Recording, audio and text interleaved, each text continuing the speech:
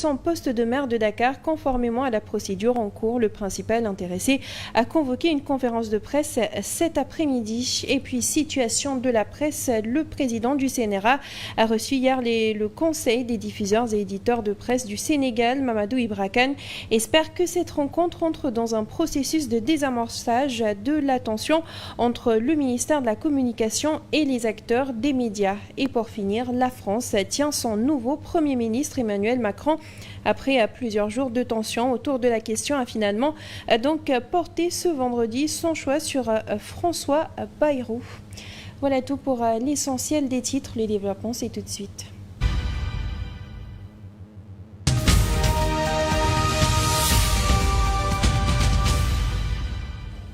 Révocation de Barthélémy Dias de la mairie de Dakar. Les choses se dessinent davantage. Ce dernier a reçu et déchargé la notification qui le démet de son mandat de conseiller municipal ce vendredi. L'initiative avait été lancée par Baina Gay, militant de PASTEF à Sacré-Cœur-Mermoz, qui a saisi donc le préfet de Dakar en invoquant l'article L277 du code électoral. La suite de cette procédure entraînera la perte de la mairie de Dakar avec la déchéance de son statut de conseiller municipal, une étape préalable à sa destitution en tant que maire. Malgré cette avancée, Barthélémy Dias, de son côté, continue de rejeter la procédure, dénonçant une manœuvre illégitime. Il vient d'ailleurs d'annoncer une conférence de presse. Ce sera donc pour cet après-midi.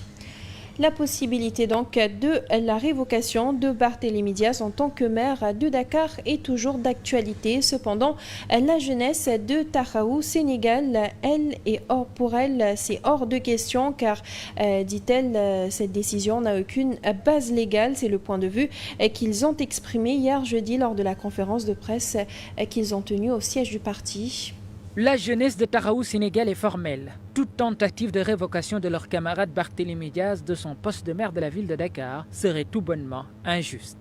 La tentative de révoquer Barthélémy Dias de son poste de maire de Dakar est une manœuvre aussi illégale qu'unique. Le code général des collectivités locales est formel. Un maire ne peut être révoqué que s'il est condamné pour crime. Répondant à Ngagne Demba Touré, les jeunes socialistes réfutent d'office l'argument basé sur l'article L277 du Code électoral. Le Code électoral ne prévoit pas des sanctions à l'égard des maires, des élus ou des conseils. Donc je pense que Maître Ngagne Demba Touré, il a fait une mauvaise lecture ou bien une mauvaise application de l'article L277 parce que l'article L277 ne concerne pas le cas d'espèce. Par ailleurs, ils se disent prêts à mobiliser les fonds nécessaires pour payer l'amende de Barth dans le dossier Ndiaga Diouf. On entend partout peut-être ils veulent exécuter la contrainte par corps. Barth, sur des questions de principe, il dit que il n'est pas prêt à payer. Mais nous, ses camarades, jeunes et femmes, élus de Dakar, s'il ne s'agit que de mobiliser les 25 millions, nous allons lancer cette candidature, mobiliser l'argent, parce que sous nos maires, Ken Dokolal, il est en train de travailler pour Dakar. Ainsi, les jeunes socialistes appellent les nouvelles autorités à ne pas toucher à ce mandat, puisque le maire Barthélémy Dias a été élu par la volonté populaire, malgré son dossier judiciaire, dont tout le monde savait déjà l'issue à l'avance. Et puis, loi des finances, le budget de l'année 2025 est de 6 614 milliards de francs CFA avec un déficit s'élevant à 7% du PIB, une croissance économique estimée à 8,8 milliards. Si on est arrivé là, c'est que la présidence a baissé son budget de 31 milliards, l'Assemblée nationale d'1 milliard et le budget de la primature arrêté à 11 milliards. Omar Cham nous fait le point. Le budget du Sénégal pour l'année 2025 est arrêté à 6 614 milliards de francs CFA, selon la présentation de la loi des finances, soit 386 milliards de moins que celui de cette année. Comme il avait promis lors de la campagne électorale, le budget de fonctionnement des institutions phares que sont la présidence, l'Assemblée nationale, de même que la primature, est en baisse. Le budget de la présidence passe de 80 à 49 milliards. El Malick à l'Assemblée nationale recevra une enveloppe de 19 milliards au lieu de 20. Ousmane Sonko à la primature aura à sa disposition 11 milliards en lieu et place des 25. Le déficit s'élève à 7% du produit intérieur brut, soit 2 fois le seuil fixé par l'UEMOA. Toutefois, le gouvernement sénégalais prévoit de réduire ce déficit budgétaire à 3% d'ici 2027. Le bon point est que la croissance du Sénégal est projetée à un peu plus de 8%. Avec cette diminution, l'État du Sénégal pourrait résorber des gaps et se montrer résilient dans les secteurs clés dont l'éducation et la santé. Pour rappel, les charges de trésorerie, c'est-à-dire les montants destinés au remboursement de la dette, ne sont pas incluses. Nous en parlions dans les titres situation de la presse. Le président du CNRA a reçu ce jeudi le Conseil des diffuseurs et éditeurs de presse du Sénégal. Cette rencontre entre l'autorité de régulation et le patronat entre dans le processus de désamorcer la tension entre le ministère de la Communication et les acteurs des médias. Mamadou Ibra Kane, le président du patronat, espère que le président du CNRA pourra jouer sa partition pour, dit-il, calmer la situation. Vous n'êtes pas sans savoir qu'il y a une situation extrêmement grave concernant les atteintes à la liberté de presse par le régime du président Bassirou Diomaye Faye. Donc nous étions venus informer le président du CNRA sur la situation de crise qu'il y a aujourd'hui au niveau des médias sénégalais. Et comme le CNRA est une structure centrale, il est important que le responsable moral soit au courant de la situation qui se passe aujourd'hui dans le secteur de la presse. Si le président Mamadou Oumar Ndiaye juge utile, il va intercéder pour que cette situation de crise-là, qui est préjudiciable pour les entreprises de presse, pour la presse sénégalaise de manière générale, qui est préjudiciable pour l'État du Sénégal, qui est préjudiciable pour l'image du Sénégal à l'étranger, peut-être que oui, le président Mamadou Oumar Ndiaye, qui est un doyen de la presse sénégalaise, il faut le signaler, il a une certaine autorité morale pour parler au nom de la presse et peut-être qu'il va intercéder pour que la raison revienne dans les relations entre la presse sénégalaise, la presse privée sénégalaise et le nouveau gouvernement du président Bassirou Diomaye Faye. Sur notre registre à présent, après les régions du nord, du sud-est, celle de Kédougou a reçu l'ADPME pour une évaluation de leur programme de financement au niveau régional. L'Agence de développement des petites et moyennes entreprises compte enrôler plus de 400 groupements de femmes et GIE pour cette année 2025. Une démarche saluée par le secrétaire général de la Chambre de commerce de Kédougou. À Kédougou pour échanger sur donc les activités de l'ADPME, mais surtout venir évaluer les activités qui sont faites par les agents au niveau de la région, échanger avec les PME sur leurs différentes problématiques, mais aussi permettre une meilleure inclusion dans nos différentes actions et échanger aussi sur l'opportunité de mettre en place une antenne au niveau de Kédougou afin de mieux se rapprocher donc de nos cibles PME pour mieux les accompagner et mieux pouvoir donc répondre à l'objectif de souveraineté au niveau de la région. Kédougou, comme la présentation s'est faite tout à l'heure, nous avons accompagné plus de 400 entreprises dans différents programmes. Aujourd'hui, si vous regardez le Business Academy, c'est plus de 10 lauréats.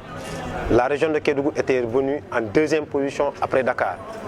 Au-delà de ça, nous avons eu d'autres programmes comme le programme ETHER et PAIS qui sont actuellement en cours. Accès au financement des entreprises où beaucoup d'entreprises ont été enrôlées aujourd'hui, qui ont été pris de l'état d'entreprise, de micro-entreprises, qui ont été amenées à l'état d'entreprise intermédiaire. Et puis en éducation à présent, la 5e Assemblée générale ordinaire de la COSIDEP, la coalition des organisations en synergie pour la défense de l'éducation publique, s'est ouverte hier jeudi à Dakar. Et pendant 2 jours, les membres de la coalition débattront de nouvelles orientations stratégiques pour les 5 prochaines années. Le thème retenu, bâtir un système éducatif adapté au contexte de crise et à la révolution numérique, illustre les enjeux actuels. Le ministre de l'Éducation nationale a présidé hier la cérémonie d'ouverture. Après 5 ans d'exercice au service de l'éducation nationale, les membres de la coalition des organisations en synergie pour la défense de l'éducation publique se réunissent à nouveau pour définir ensemble de nouvelles orientations. Une rencontre axée sur le thème « Bâtir un système d'éducation adapté au contexte de crise et aux exigences de la révolution numérique ». Et comme vous le savez, nous avons connu des crises de toutes sortes au plan politique, de la Covid, de la nature, etc. Et donc, c'est une des raisons pour lesquelles nous avons pensé que la réflexion autour de cette thématique pourrait être intéressante. La COSYDEP tire un bilan satisfaisant de ses activités durant les 5 dernières années. Surtout en tant que présidente sortante, j'ai pu vraiment m'assurer d'une bonne continuité de celui que j'ai succédé, mais également aussi de relever les défis qui avaient été retenus pour ces 5 ans que nous venons d'avoir. Le ministre de l'Éducation nationale salue la contribution de la COSYDEP dans le développement de l'enseignement et de l'apprentissage au Sénégal. Notre ambition est claire et novatrice. Construire une société apprenante, éducative, où l'apprentissage transcende les frontières traditionnelles, où chaque citoyen de l'État, aux communautés locales, des familles au secteur privé, devient un acteur et un garant de la transmission du savoir. Le ministère de l'Éducation nationale comprend qu'au niveau central, il y a une fonction, il y a une mission, mais la chose elle-même, l'activité elle-même dans le secteur ne peut qu'être portée en fait par les partenaires. Le ministre a réitéré son engagement à renforcer le système éducatif et à redonner aux enseignants la dignité qu'ils méritent.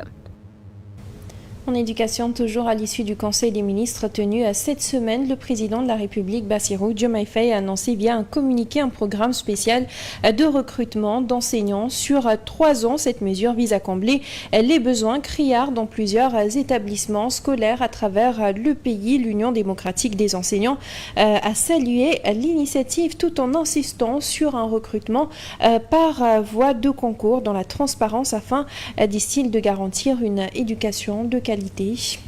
L'Union démocratique des enseignantes et enseignants évoque les difficultés constatées dans plusieurs écoles publiques après une visite de terrain entamée en début d'année scolaire. C'est une tradition à l'UDEN, à chaque début d'année, de faire le tour, n'est-ce pas, du pays, voir la situation, n'est-ce pas, dans laquelle l'école a ouvert ses portes. Les doléances les plus récurrentes, c'est le déficit d'enseignants, c'est quand même les écoles qui n'ont pas de clôture, des écoles qui n'ont pas de point d'eau, des écoles qui manquent de manuels scolaires, mais aussi le budget de fonctionnement qui n'est pas mis en place. Le besoin de 2024-2025, donc nous sommes à 4527 enseignants. C'est un déficit vraiment qui est énorme. Face à cette forêt de problèmes, l'État s'engage à apporter des solutions, surtout dans le cadre du déficit d'enseignants, de dérouler un programme spécial de recrutement pour une durée de 3 ans. L'UDEN prône la voie de concours. Ce recrutement, aujourd'hui, compose des actes qu'on nous annonce qu'on va y aller pour 2024-2025. C'est salutaire. Maintenant qu'on procède à un recrutement étalé sur 3 ans, nous saluons la décision. Nous, ce que nous prônons, en tout cas, qu'il y ait une seule entrée par voie de concours. Les Sénégalais les plus méritants seront choisis et là, ils vont subir une formation. Le système éducatif a besoin de réformes majeures pour redorer le blason pour une éducation de qualité et plus inclusive. Dans le secteur de l'éducation, toujours la mairie de Dakar-Plateau a procédé à une remise de lots de matériel scolaire aux différentes écoles élémentaires de la commune. Selon Alioune Ndoye, la mairie a déboursé un budget de plus de 10 millions de francs CFA pour permettre à l'ensemble des élèves de bénéficier de ces fournitures. Chaque année, nous le faisons et nous avons pris l'habitude pour justement éviter certains aléas, de faire en sorte de donner ces fournitures. Mais avec les directeurs d'école au plateau, généralement, il y a un stock qui est conservé qui permet, dès l'ouverture des classes, de fonctionner convenablement. Voilà un peu l'esprit aujourd'hui, c'est que nos différentes écoles élémentaires, une fois que l'ouverture est faite et que tout est réglé et qu'on a en fait l'effectif, parce qu'on le fait en fonction des effectifs, parce que nous tenons à ce qu'il n'y ait pas un seul enfant qui achète des fournitures. Donc une fois que ces besoins sont faits en fonction de l'effectif, arrêté après les inscriptions, l'éducation est dans les domaines de compétences transférés aux communes, mais je fais un clin d'œil aussi à l'État central. Transféré, ce n'est pas une démission de l'État. Ce sont des domaines partagés. La preuve, vous avez là des fonctionnaires de l'État qui gèrent l'éducation, qui définissent les curricula, qui donnent le personnel, etc. Nous avons notre part et il faudrait que justement que chacun joue sa partition pour que le résultat global soit bon. C'est plus de 10 millions, disons à peu près 10 300 000, si j'arrondis. Et puis ce drame familial survenu à Niague cette nuit, une explosion de bonbonnes de gaz a provoqué un incendie ravageur dans une maison des HLM 3, causant la mort d'un commerçant de 50 ans et de son épouse âgée de 46 ans. Le couple pris au piège dans leur chambre a succombé donc aux flammes. Leurs enfants et la femme de ménage ont eux pu échapper grâce à l'intervention rapide des voisins alertés par une forte détonation et des flammes. Après les constats des gendarmes de la brigade de proximité de Niague, les corps des défunts ont été transportés à la morgue par les sapeurs-pompiers. Ce drame plonge la communauté dans le deuil, laissant derrière eux 5 jeunes orphelins. Nous y reviendrons avec les témoignages dans nos prochaines éditions. En attendant, nous passons tout de suite à l'actualité à l'international. En France, Emmanuel Macron a donc nommé ce vendredi François Bayrou comme Premier ministre au terme de longues consultations pour trouver un successeur à Michel Barnier, renversé par les députés la semaine dernière. Et c'est donc François Bayrou que le président français a choisi, le patron du MoDem, premier allié du chef de l'État et figure du centre, aura la lourde tâche donc de former un gouvernement susceptible de survivre à la menace d'une censure d'une assemblée nationale, son bloc majoritaire. L'attente était longue. Finalement, c'est fait. Emmanuel Macron a nommé son premier ministre. François Bayrou arrive au poste de chef du gouvernement français ce vendredi, selon un communiqué du palais de l'Élysée. Il succède ainsi à Michel Barnier, contraint de démissionner le 5 décembre dernier, après 3 mois à son poste, à la suite d'un vote de censure historique à l'Assemblée nationale. Le président de la République l'a chargé de former ainsi un gouvernement susceptible de survivre à la menace de censure d'une Assemblée nationale à son bloc majoritaire et de faire adopter un budget dont la France est pour l'instant privée pour 2025. François Bayrou a été l'un des premiers alliés de poids d'Emmanuel Macron lorsque celui-ci était encore ministre de l'économie, de François Hollande qui s'est lancé dans la course à la présidence en 2017. L'ascension de l'ex-maire de Pau intervient après des décennies de vie politique à des postes de premier plan, mais également marquée par des échecs. Et ce, jusqu'à s'éclipser en faveur d'Emmanuel Macron en 2017, François Bayrou avait été candidat à toutes les élections présidentielles depuis 2002, c'est là sans jamais atteindre le second tour.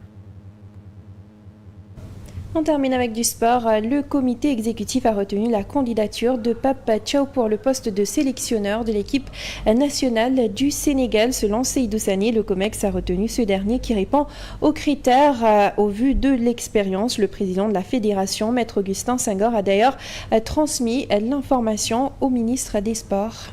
Le comité exécutif, à l'unanimité, a retenu la candidature de Pape Bouna Thiaw comme entraîneur de l'équipe nationale A. Alors ce choix se justifie entre autres de l'état des services au niveau des différentes sélections nationales avec une victoire au CHAN et une qualification obtenue de manière convaincante à la CAN Maroc 2025. Et non seulement par rapport à ces services rendus, Pape Bouna Thiaw répond aux critères fixés par le comité exécutif. Juste après le choix porté sur Pape Bouna Thiaw, le président a rendu compte à Madame le ministre. Et nous passons tout de suite à la revue de presse.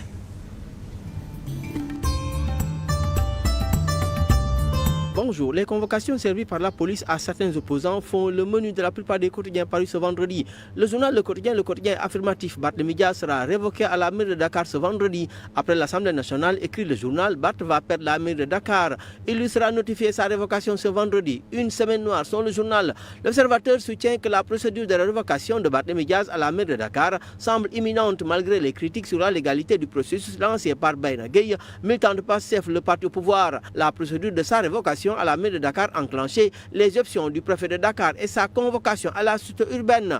Selon les Échos, la sœur de l'édile de la capitale a pourtant versé à la famille de Ndiaga Diouf une somme d'un peu plus de 26 millions de francs CFA au titre de dommages et intérêts. Il s'agit de la fille Ndiaga Diouf. Ce dernier avait été tué par balle le 22 décembre 2011 lors de violences survenues à la mairie de Sacré-Cœur-Mermoz. Le maire de Dakar avait écopé d'une condamnation pour coup mortel. Dans cette affaire, il était poursuivi pour le délit de coups et blessures volontaires ayant entraîné la mort sans intention de la donner. Barthélémy Dias a été sauvé d'une contrainte par corps par sa sœur, avec les Échos. L'info note que c'est reparti pour les affaires judiciaires politisées à tort, à raison, car les acteurs principaux sont des hommes qui fricotent avec les politiques.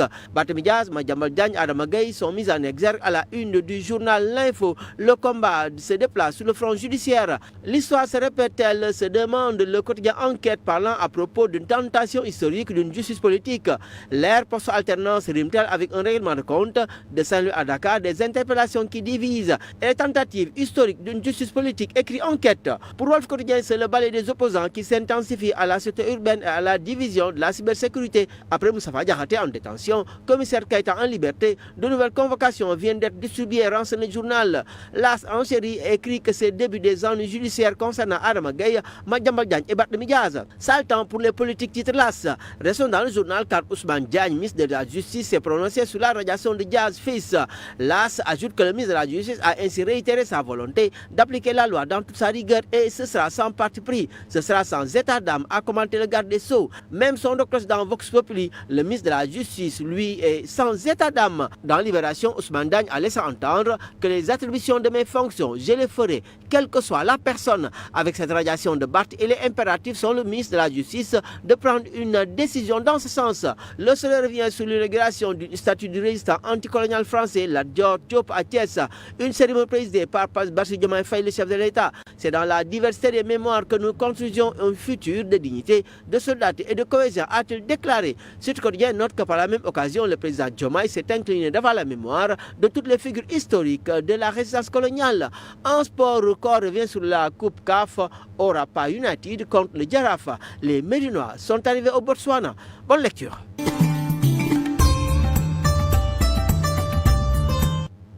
Ici la fin de ce journal. Merci à vous de l'avoir suivi. À 14h, vous avez le Wolof. Merci, bonne suite de programme sur la 7 TV.